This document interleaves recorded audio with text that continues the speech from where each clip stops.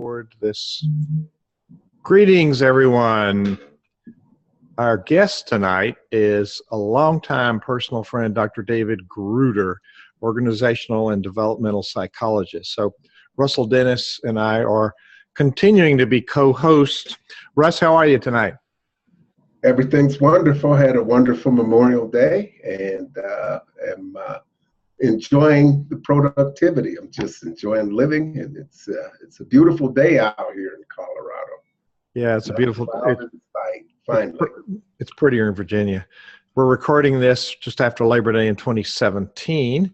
This is the Nonprofit Chat Live, which we do live interviews with thought leaders and broadcast on Facebook Live. And you're listening to this either watching the video or the Nonprofit Exchange. And we have quite a few listeners, and we gain every day. So Dr. David Gruder, welcome to our energy event for those people who are leading charities, social benefit organizations. Welcome. Thank you so much for having me on the show again. It's a pleasure to be with both of you, Hugh and Russell. And so, David, we could pontificate with a whole lot of stuff, but and I put some of your biography on the nonprofitchat.org page, but I also sent it out in the email to people, and certainly people, if you go to drgruder.com, it's Dr. Gruder. Is it Dr. Gruder? Or is it not David Gruder? It's drgruder.com, right? Mm-hmm. Yes. And they can find out all kind of stuff about you. But we're talking about this subject of anger tonight. And not that we ever had to deal with this in person, but I find that it's a topic that has people really buffaloed, and we don't know what to do about it. And even though we're sharing this with people who are running community organizations, churches, synagogues, schools, lots of different kinds of social benefit organizations, it's also a problem in business. So I think the lessons are universal. Tell people about David Gruder and your background, especially as it applies to this topic. And you've written about, you're America's integrity expert, but talk a little bit about that, but talk a little bit about your training in anger and why this topic is of interest to you. Sure. Well, I agree. People can read my broader bio on their own time, but what's relevant related to anger is my own history with anger. I grew up in a family where there were two versions of anger that I saw. One was explosive raging, followed by silent treatment for usually weeks at a time, and that was my dad. And when he would start talking again after weeks or sometimes months at a time, he would start talking again to whichever of us he had gotten angry at, as though nothing had ever happened and we would never talk about it. So I learned to walk on eggshells with my dad, never knowing when something I would say would cause him to spin into a rage followed by a prolonged silent treatment. My mom, on the other hand, was a passive-aggressive kind of anger person. She was a cabinet door slammer. Did a lot of slamming of cabinet doors in the kitchen and things like that. So she leaked out her anger in more indirect ways most of the time. What this all led to for me as a teenager was that I was literally, by the age of 16, saying out loud to people, I don't do anger. Because all I knew were those two versions of anger, and I was only clear about one thing. If those are what anger looked like, I wanted nothing to do with anger. So, you know, the truth about all emotions is that emotions are never buried dead. They're always buried alive. And so just because I claimed that I didn't do anger, that didn't mean that I didn't have anger inside me. And so my anger would leak out indirectly, and I was one of those imploders with anger. So my relationship with my anger was that I rarely took it out on other people. I would do merciless anger attacks, critic attacks on myself. And the way that my anger would leak out toward others is that I would pout. I would just go into pouts. And it wasn't literally until I was in my 40s, long after I got my doctorate in psychology, that I finally came across an approach to dealing with anger that has nothing to do with anger management. It actually has to do with anger completion. And that training that I got totally reframed my relationship with my own anger, brought me into healthy relationship with anger, and launched me in a direction that is very precious to me to this day, because that approach is an approach to working with anger that was developed over a 20-plus year period at the University of Arizona in Tucson. And it's called focused expressive psychotherapy formally. And that approach is probably the best researched approach to dealing with anger that has ever appeared in the psychological journals. But the problem is that all of the folks who developed that anger, that approach, the researchers, the academicians, and the clinicians, have either all died or are all long past retired. And I am the only psychologist still alive today that I know of who is fully trained to train the public and therapists in these approaches to completing anger and preventing anger. That's why this is important to me, because I want to see this work go on. I could feel your passion when you talk about this. What was the soundbite, Russ? Did you get that? Where you bury, you don't get rid of your anger. You bury it with you. Feelings are never buried dead. They're always buried alive. Feelings are never buried dead. They're always buried alive. That was profound. Now, I had just the opposite childhood experience as you. Did you ever watch The Adventures of Ozzie and Harriet on TV? Yes. Everybody was smiling. Everybody was always polite. Yeah. Yes. That was how I grew up. And so when people got angry, when I got older, I didn't know what to do with it. And so I didn't do anger either, but for a different reason. So I imagine people approach it from both sides. So David Gruder's books you can find on Amazon, and they're very, very worthwhile. And you're going to be reissuing one of those, but it's not topic tonight. But you are one of the most prolific content creators that I know, and everything that I've ever seen is just outstanding. And I've seen a little bit of your anger material, so I'm really interested in getting under the hood of this car. We titled this especially for nonprofits. And there's a person on some boards, more often than not, that controls people because of their anger. So what is give us some color around that scenario and why we're talking about that topic tonight. Sure. Well, the thing that I want to lay as a foundation so that we can have that discussion is the distinction between what true, pure anger is and the other things that look like anger and are actually contaminated anger. So what pure, true anger is simply no and or ouch. No or ouch. And that's half of a boundary. All of a boundary. Boundaries are any limit I need to honor in order to love or work with you without resentment and with integrity. The other half of boundaries is yes and yum.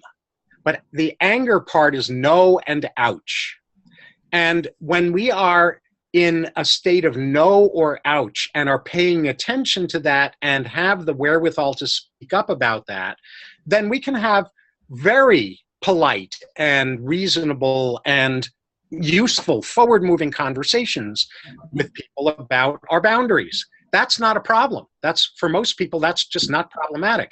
What gets problematic is what happens when we don't know we have a no or an ouch, or we know we have a no or an ouch, and we think we can get away with ignoring it, with not addressing it. And when that happens, we start to get agitated. We start to escalate in our anger.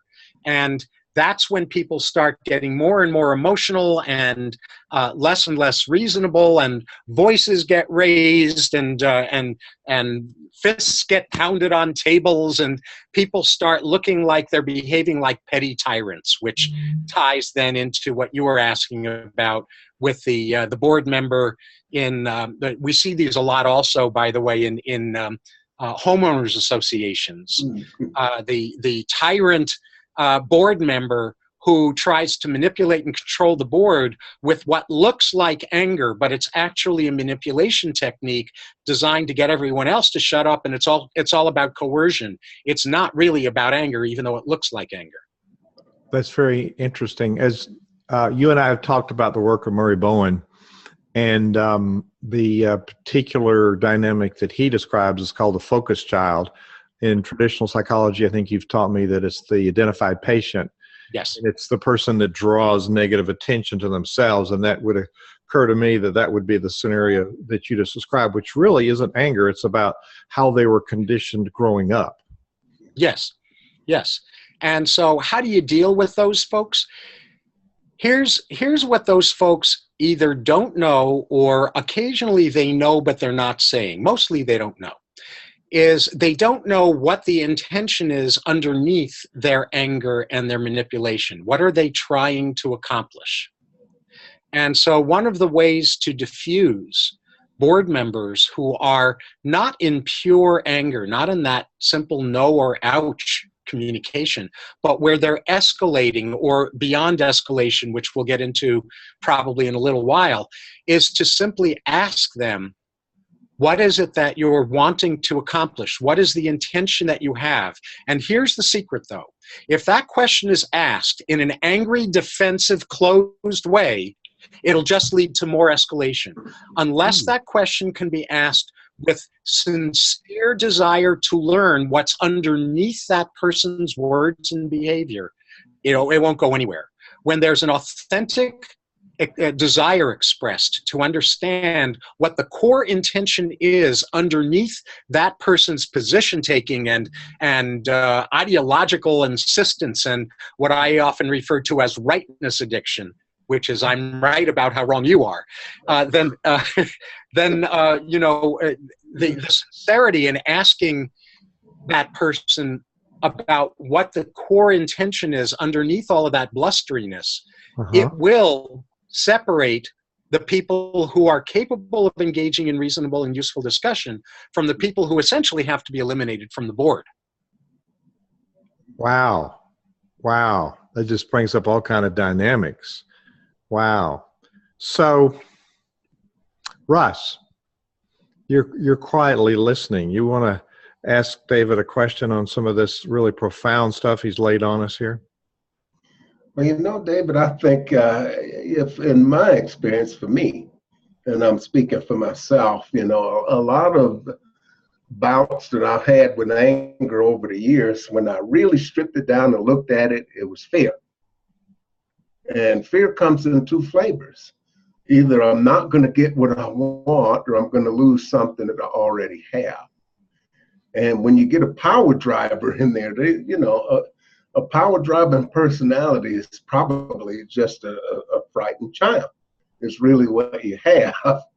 And so I can understand not asking them questions that would kind of confront them, but just to calmly try to figure out, okay, what's really underneath this? And people don't want to say out loud, I don't know, I'm afraid, or, well, those two things, I don't know and I'm afraid. And especially if it's a person with some type of position of assumed authority, well, they're just not going to want to do that. And that's not the hallmark of a transformational leader, as you described. Right. I agree. And with your permission, let's look even deeper underneath fear. Because what fear is most of the time is, I won't get my needs met. Fear is most of the time about, I have a boundary and I don't know how to honor it in this situation without getting resentful or without giving up my integrity. That's generally what fear, let me say it more precisely, that's generally what anger that's masquerading as fear is saying. What authentic fear is simply pay attention. That's what the cueing mechanism of pure fear is, in contrast to pure anger. Pure fear is simply a message that says, pay close attention here. Anger says, there's a no or an ouch I have here that needs to be dealt with. Mm-hmm. Are you familiar with the writing of I forget his first name, H-A-U-K. He's got Speaking the Truth in Love, which is about the personalities of passive, passive-aggressive, assertive, etc. But he's got another one called Antagonists in the Church. And the whole case that he makes in that book is about we don't treat people the same way as we do others because it feeds what they're doing. Would this be the case here? Yes. You know, the way that I aspire to treat everyone is with love. And the form that my love takes is necessarily going to shift from person to person.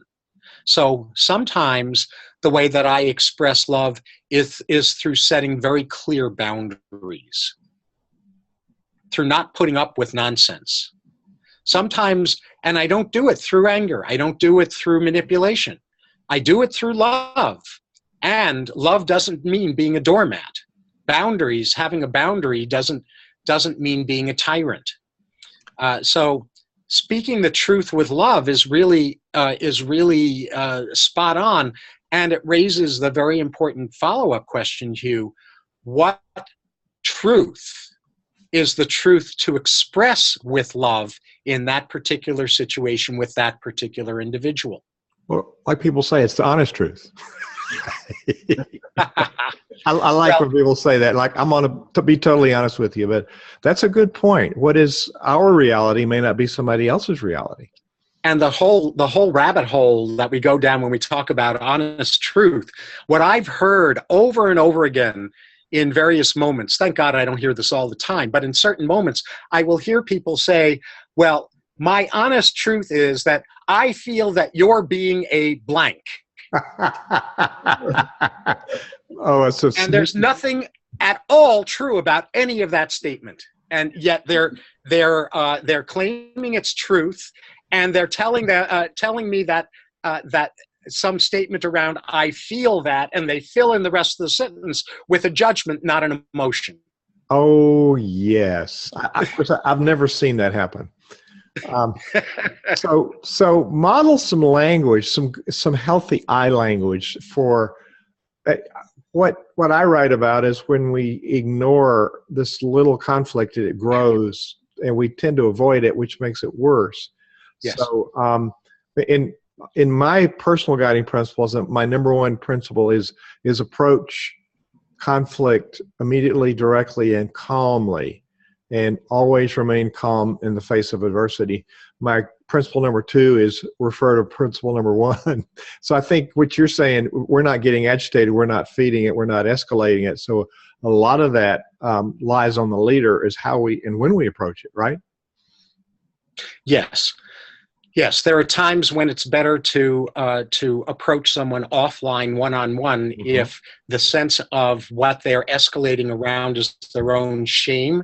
Because if shame is what's fueling what looks like anger, then shame is going to be a lot easier to deal with one-on-one, because if they're confronted in the group, the shame is going to get deeper, and their aggressiveness or their shutdown is going to get more dramatic. The quality that I would add to your criteria, though, is curiosity. Curiosity. I'm curious about that. Yes. That the moment we make a mistake around someone who looks like they're angry, mm-hmm. is we either want to contain the anger, we want to make it go away, or we want to talk them out of it, or we get hooked and we escalate with them. Mm-hmm. But centered, calm, rational curiosity poses the question, regardless of how it's worded, poses the essential question: what is underneath your agitation? So what we have to look for first is escalation, is agitation. When someone's agitated, when they're escalating emotionally, they actually have a no or an ouch that they have not yet articulated, and they may not even know what it is themselves yet until they're asked. We're interviewing Dr. David Gruder, organizational developmental psychologist. And the last time David was on this interview was February 27th. I looked it up here. And we talked about shadow. And I'm wondering if there's any connection between that. And I encourage people to go back to the podcast Nonprofit Exchange and look for that interview, Shadow, because there's a lot of really rich content there too. David, is there, you talked about shame. Is there a connection with that shame and the shadow? Yes, absolutely. So what shadow is, in a nutshell, is everything about ourselves and our reactions that we repress, we hide, we deny, or we unconsciously indulge or justify when it's not really justifiable. Mm-hmm. So there are parts of us that we're not at peace with, we haven't developed right relationship with, and so we either need to try to push them into the darkness so that we don't see those parts of us or other people don't see those parts of us, or we get really blustery with those parts of us and we justify the unjustifiable. We justify inappropriate behavior or attempt to justify it. So what that has to do with anger is that anger, what's usually called anger, which is every form of anger other than no or ouch. Mm-hmm. Every other form of what gets called anger is not justifiable. Now, let me say what I mean by that. Okay. It doesn't mean we don't have those other things. It's that once we start justifying that we're right to have lost our peace if we're escalated, or we're right to go into reactivity in a situation where our only reactions, because our brain is flooded with stress chemicals, are fight or flee or faint or freeze. And if we justify behaving in those reactive ways that our limbic system uses to cope rather than our higher thinking process, that is not justifiable. There's no way to justify reactivity. And there's no way to justify rightness addiction, being right about how wrong someone else is and how they have to change first before I can be okay, which is the fourth form of anger, which is looping, recycling anger. Those are the four forms of anger. The pure anger is no and ouch, and the three forms of anger that get called anger but are really anger that has been complicated and toxified are escalation, flooding, and looping or recycling anger. So those forms of anger, escalation, escalation, flooding, and looping anger, they are not justifiable. They simply are. And we can either get curious about those things and what's needed, because each of those forms of anger need a different intervention from the other three, or we can go down the rabbit hole either through avoidance or through escalating with them. Oh my goodness, that's a lot of rich stuff. I'd like to point out, if you go to nonprofitchat.org, you can register to get on the email list to get updates of what's happening, who's coming. And then it'll take you to the archives where you'll find all of 3 years worth of these interviews with great thought leaders like Dr. David Gruder. And on the section for tonight's session, Dr. Gruder is going to offer a special on an anger program that he's got. So we'll have some more information on that before we stop this interview. But nonprofitchat.org is where you can find that special offer. So, David, you went through 4 F's, fight, flight, freeze, and faint. Faint. Oh, my goodness. That's so typical. Now, so the person who's wielding the anger, we've got another a question that's posting live while we're doing this, but it's, Oh, good. it's damaging my leadership and my team. So speak to that a little bit, because it sort of segues from what you're talking about of what the consequences of the anger, not dealing with it, and maybe what if the anger is us? What about that? Mm-hmm. Well, if anger is us, then again, the question always doubles back to what is the boundary that I either didn't know I have? What's the no or the ouch that I didn't know I have, or that I kind of knew I had, but I was hoping and praying I could get away with ignoring? Mm. That's the level of self-honesty that is required in order to harvest the fruit, harvest the gifts that are embedded in the anger. Now, when we're escalating, when we're in the escalation form of anger, we can do U-turns out of that. This is where anger management actually works. It works with one of the 4 forms of anger only, because anger management requires our ability to think things through and to recognize when we're getting agitated. And so when we are in escalation, we can do U-turns relatively easily into asking ourselves or into asking the other person who's escalating essentially what the no or the ouch is. Asking what's the core intent, what's underneath the escalation. But once a person is flooded, once the stress chemicals in their body reach a certain amount in their brain, those stress chemicals, cortisol, norepinephrine, adrenaline, their function in the brain is to turn off the thinking part of the brain and to activate into hyperdrive the reptile part of our brain, the limbic system. And it's the limbic system that is the system that has only 4 options in its reaction repertoire: fight, flight, freeze, or faint.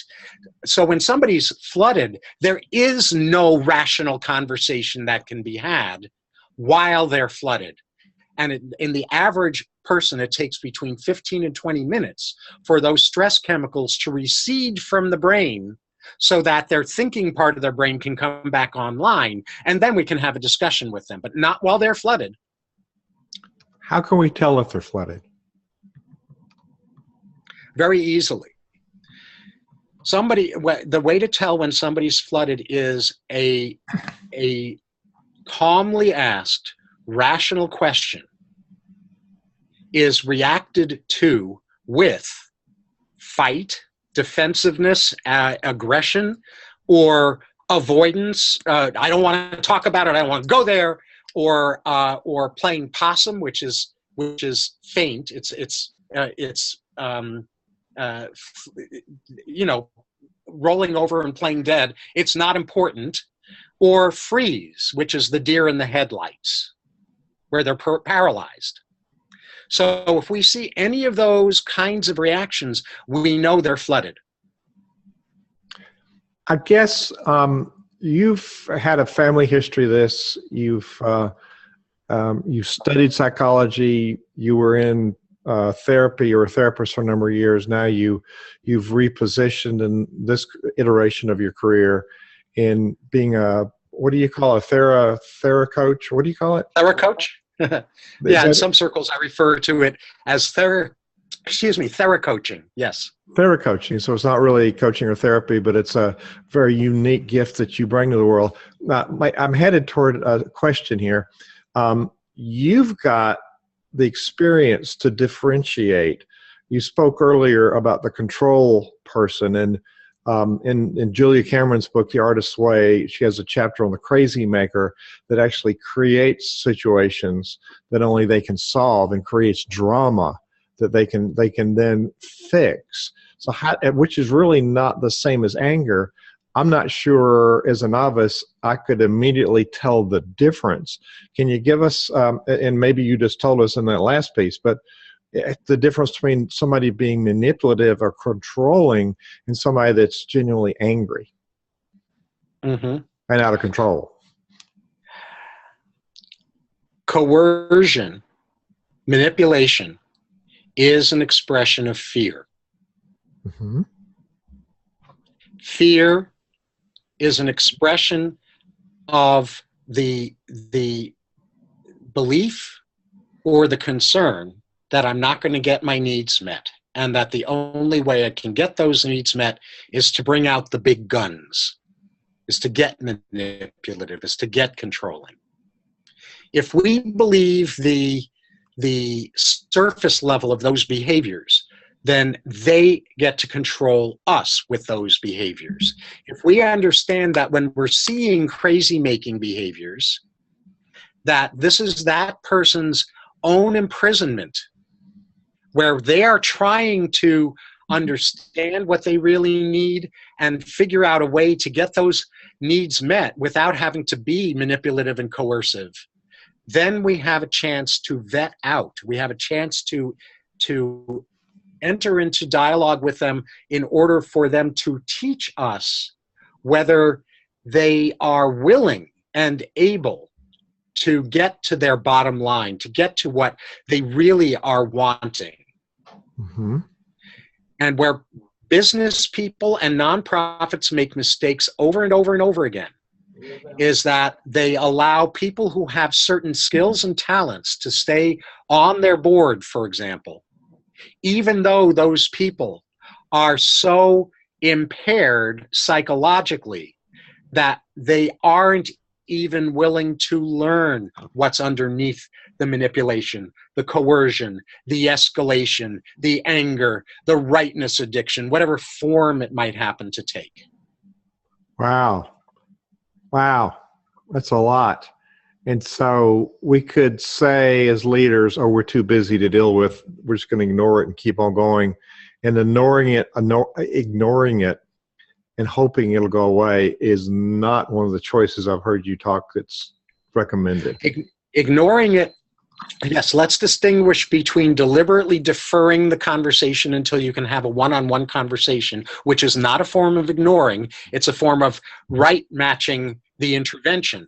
But the ignoring, in contrast to that, is the belief that if I just don't deal with it, they'll work it out themselves. It'll go away. And that is a form of denial, because the law of wake-up calls is that when a wake-up call is issued, and a conflict situation is a form of a wake-up call, the choice to press the snooze button on the wake-up call alarm clock, the choice to avoid, is the choice to have that wake-up call reissued later on in a next higher level of intensity. Whoa. So you could ignore low-level conflict today, but the choice to ignore low-level conflict today is the choice to have that conflict become moderate level and then ultimately higher level conflict tomorrow or the day after tomorrow. Your choice, but you can't violate the law of wake-up calls. What's that word? You can't violate it? Violate the law of wake-up calls. Got it. Violate. You have such a gift with words and driving for clarity. This just, it makes me think about all the things I should have done in past circumstances. So I guess there's a part to say to us as leaders to forgive ourselves for what we didn't do in the past, but then to be very proactive in taking care of today and the future by taking care of today. And so because we didn't do it right in the past doesn't mean we can't learn how to do it correctly now. Am I tracking?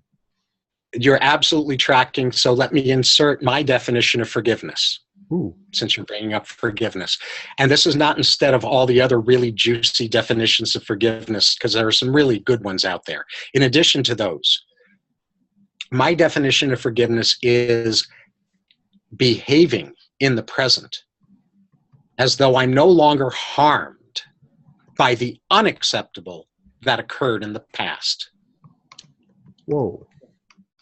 In other words, what true forgiveness is from this vantage point is if I've made mistakes in the past, I can shame myself and I'll never get to a place of forgiveness. Or I can simply accept that I didn't know what I didn't know, or maybe I did know better, but I was not in a place to be able to act in that situation in alignment with what I knew better about, and behaving today as though that that what happened in the past, what I did wrong in the past, is something I'm no longer harmed by, so that I can behave in alignment today with the way I really want to respond. That to me is forgiveness. Demonstrating, it's a better word than behaving, demonstrating in the present that I'm no longer harmed by the unacceptable in myself or someone else that occurred in the past. That reminds me of a really good quote by the famous organizational developmental psychologist, Dr. David Gruder, which is, some people live life to the level of their dreams. Other people live life to the level of their wounds. And Yes. part of that's not forgiving yourself, and you're still acting as you're wounded, right? Yes, and boards, since we're talking about boards and nonprofits and for-profits, they build their enterprises, their for-profit or nonprofit enterprise, at the level of their self-development limitations despite their higher intentions. Wow. We got a lot of good sound bites, Russ. Now, I'm going to let Russ have another word here a minute. We're a little past halfway in this interview. We like to keep these around an hour. We're not very strict about it, but we don't like people going to sleep. Russ worked for 11 years with an Indian reservation. Did any of these dynamics, things that you saw play out? I mean, I guess wherever we have people, we're going to have some of these situations. But do you want to ask a question relevant to where we are? I think we're right in sequence to deal with the third question that's been posted live online. But Russ, you want to interject a question or comment with Dr. Gruder? Well, I've seen that not just in the Native community. I've seen some of this in every workplace that I've been in. I've seen this at least once. And, part of being able to take care of ourselves is to be able to set healthy boundaries. And when people aren't able to do that for themselves, and I found myself in a situation where somebody asked me to do something and I do it, find myself in the middle of it, get a little upset that it took more time and effort than I thought. And then I bring that up. But people can hang on to those types of things and just keep going. And there's this seething anger. It's like they put it in the crock pot. And it's just kind of simmering, and they're waiting, and they're just going to wait till I get to that next board meeting, wait till I get to that next tribal council meeting, wait till I get to that next staff meeting. I'm going to let them have it. And, I don't know about you guys, but I'm at my worst when I'm right. Me too. And so, it's a question of hanging on to this need to be right. That's something that that escalates, that really escalates conflicts. And going back and offering to talk to people or talk to them calmly later is a lot better. But, that last quote that David gave us there reminded me of the thought that, there's no hope for a better past, no matter what steps we take. And I was also thinking back to, when one of the danger phrases that I've seen in meetings starts off like this: let me be perfectly honest with you. Because you've got a rocket launcher, a bazooka, or a sledgehammer coming out. And I'm from the school of thought that honesty without compassion is just plain brutality. And it's not going to work. Right. So let me be perfectly honest. When it's translated, if we're in a subtitled foreign language movie, the subtitling to "Let me be perfectly honest" is let me be imperfectly dishonest. Whoa. The other one that's closely behind that is, oh, by the way. You got to pay attention after those words. We're live. And let me tell you how I feel too, like we were talking about earlier. Oh my word. Russell David Dennis, Hugh Ballou, and Dr. David Gruder. We are all part of Center Vision Leadership Foundation's Wayfinder team. We have refined the consultant model from the answer man or answer men to the partner that helps you find the answers and build the skills to build the future by building your leadership. So we approach life very differently. So, David, the third question that had gone live is how, this is a tactical one. How do I step in without creating further escalation of anger or the damage? Great. Wonderful question. Let me offer a two-part answer. So the first part is that you first need to understand the 4 flavors of anger well enough to know, and again, this is knowable, this is not complicated, it's just a little bit of training, but to know whether the person is escalating but not flooded, or whether they're flooded or in recycling anger. Meaning that we have to evaluate first whether the person is so agitated, so escalated, so locked in their own stuff, in their own soup, that they're not currently capable of engaging in a useful conversation. So let's assume that they are, that they're just simply escalated, but they've not gone over the line into their brain being flooded with those stress chemicals that turn off the thinking part of their brain. Then the way that we get to vet out, the question that we get to ask is something that follows a statement. And the statement is, I can see that you feel a lot of passion, a lot of emotion about this. And then the question that follows it, and it can be posed in the wording of a question or in a statement. The statement version is, tell me more about what's underneath that passion. What intention are you trying to draw our attention to? What concern are you trying to draw our attention to that you're feeling like we haven't been attending to? So we're inviting them into an exploration of what's underneath the agitation. Because if we start doing this arm wrestling match over agitation, that's going to go south real quickly. If we ask underneath about the core intent, what is the intention the person is trying to address, then we can really see whether they're in a place to be able to put that into words and the conversation will move forward if they are, or if they're not in a place to put that into words, in which case that's when we know that we need to have a one-on-one conversation with them instead, so that they aren't going to feel shamed as we try to draw out of them in front of a group of people what they don't know how to answer. Well, and by pressing the point, what I've learned is that anxiety is contagious. And if we're anxious as a leader, even if we try to hide it, I tried to do that when I taught middle school, and they knew I was anxious. They could smell it, and they went for the jugular. But absolutely, that's right. I learned a lot teaching middle school. But we must be able to manage self. And what occurs to me, and when you were talking there, I was listening, but also you're approaching it level-headed, calm, and thoughtful. When we get surprised by some of these behaviors, then to me, it shoots some anxiety into my spirit. So I need to have a little space to be able to adjust and learn to manage myself. Any self-management thoughts for the leader that gets surprised with one of these attacks? Yes.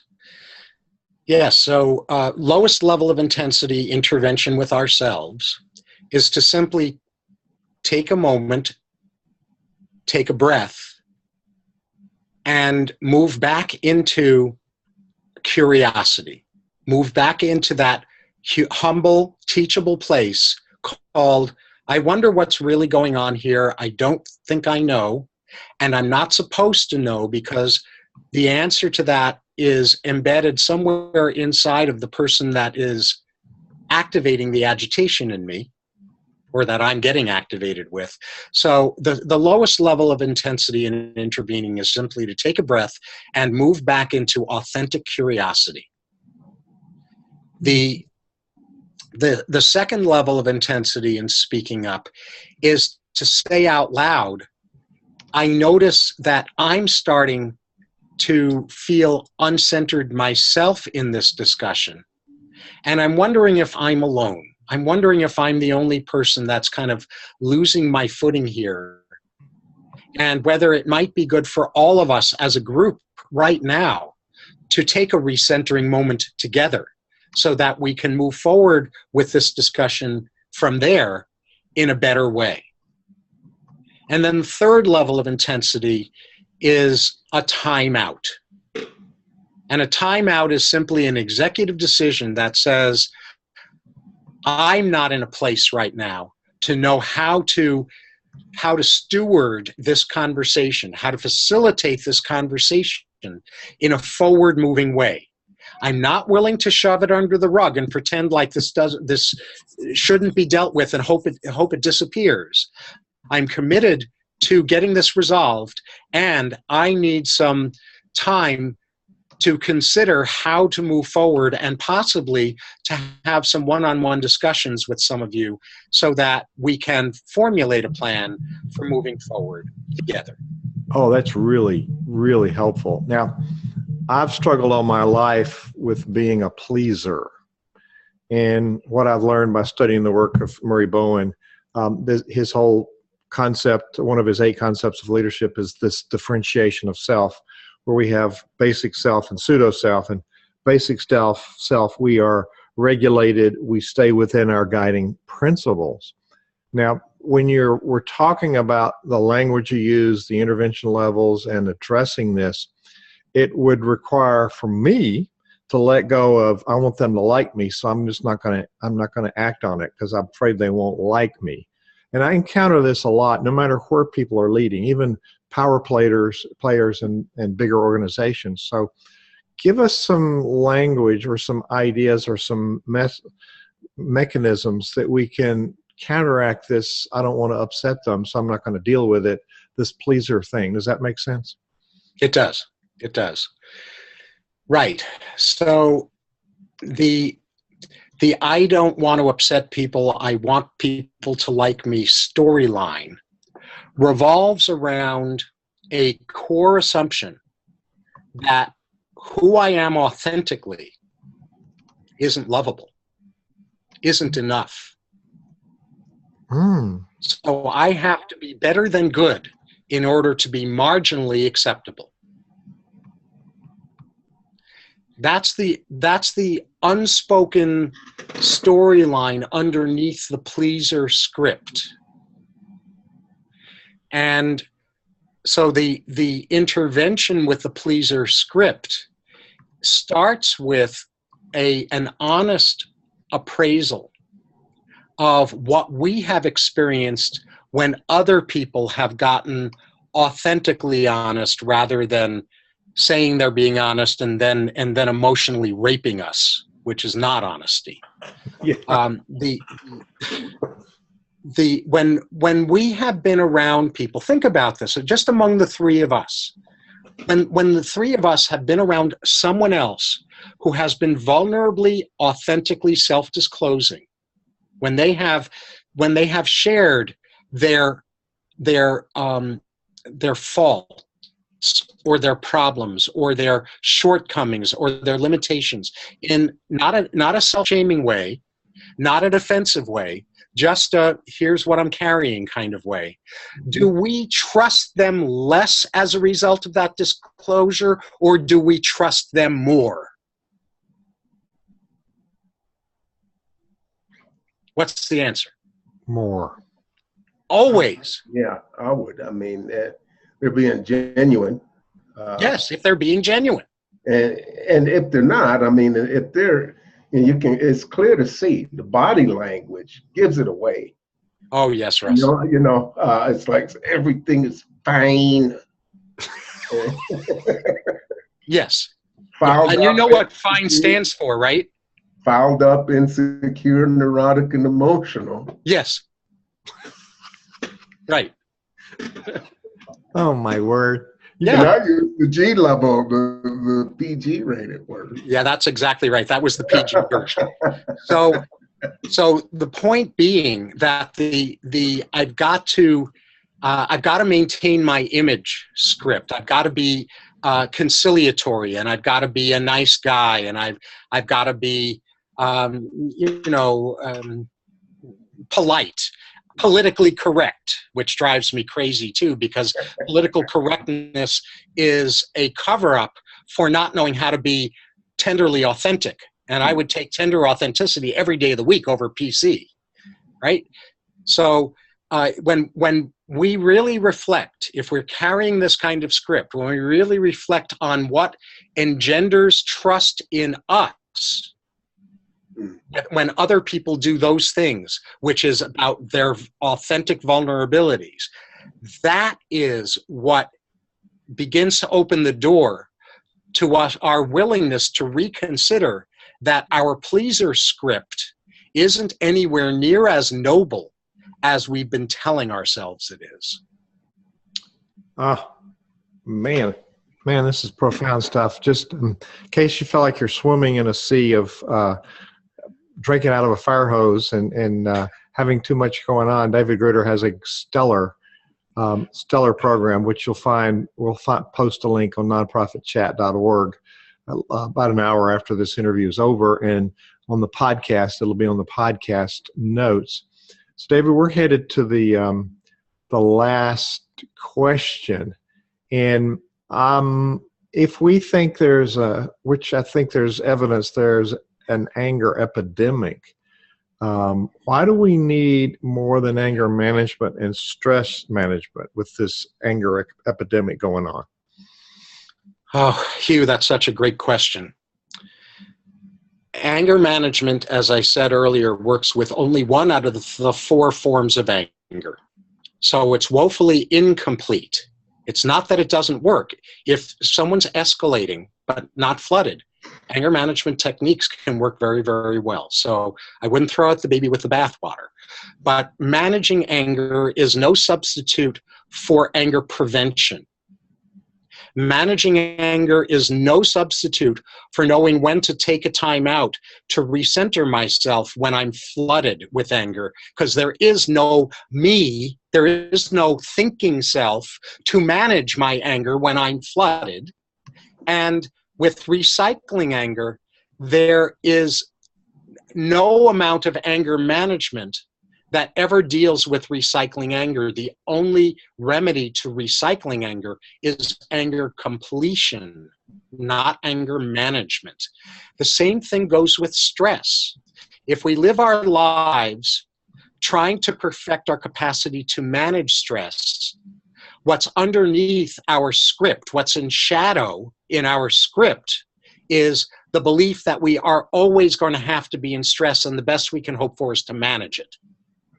So yes, there are times when we start to get escalated with stress, and stress management techniques in those circumstances are wonderful and work.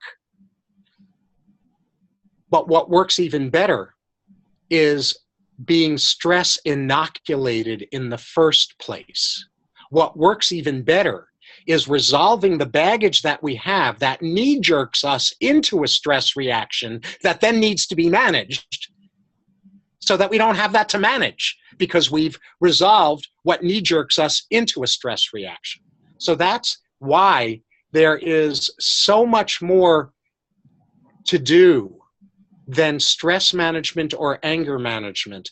And those are in my experience, those are the least interesting of the skills related to stress and anger management skills. When you're talking about that, I'm remembering that I've been in situations observing when a leader had a knee-jerk reaction because they took the blame for causing the anger reaction in the other person, when that was not exactly true. So part of it is we're surprised and we think we're at fault for causing the problem. Is that common? Yes. When I take the blame for someone else's anger, I'm actually trying to manipulate them into not being angry. Which, if I heard you correctly, we don't want to stop it. We want to go to anger completion and get to the root of what's really going on. That's exactly right. So self-responsibility skills are key to this. If I am over-responsible if I'm not just responsible for myself, but I take responsibility for other people's reactivity, then I am teaching them through my over responsibility. I'm teaching them to underfunction. My goodness, we're enabling bad behavior in a lot of different ways tonight. I'm going to ask you to think of a parting tip or a parting thought for people on this wonderful, rich content tonight. As we sign off, I'd like to point out that David Gruder has articles over the years in Nonprofit Professional Performance 360 magazine, which you can find at nonprofitperformance.org. You can sign in for free and read past issues. We have a flip reader on the site, and you can read them. You could even get it mailed to whatever address you want and have a print copy. There are lots of really good content. We have also some of your content you've shared in the blog post on the centervisionleadership.org online community. And then on this nonprofitchat.org, we're going to post the link for not only your website, David, but for the anger program that you're going to share with people. And I've seen lots of content from you, and there's nothing average about any of your content. It's always stellar. Thank you. I hate even share mine when you're in the room because yours is so definitive. So as we're wrapping our material, Hugh, I got to interrupt you there. Our material is synergistic. Our material really dovetails so well and makes the whole package far more powerful than any of the individual pieces by themselves. Well, bless you. You've worked with me long enough to speak from experience. So thank you. As we're wrapping up here tonight, what thoughts would you like to leave with people? Well, let me start with one of my favorite phrases about anger. So for those of our listeners who remember Mr. Rogers, anger is your friend. As long as we understand that anger comes in 4 distinctly different flavors: boundaries, that's the pure anger, no and ouch; escalation, flooding, and recycling anger. And as long as we know how to recognize the difference between those 4 flavors, and we know how to respond differentially, because each of those 4 flavors needs a different type of response. When we have that clarity, when we have those skills, anger will never again frighten us, whether it arises in ourselves or in other people. It will actually be our friend and will open up amazing doors to great discoveries that can lead to enhanced collaboration. Dr. David Gruder, it's been awesome learning this stuff with you. So thank you for being our guest on the Nonprofit Chat and being on the podcast, The Nonprofit Exchange. Thank you so much, David. My pleasure.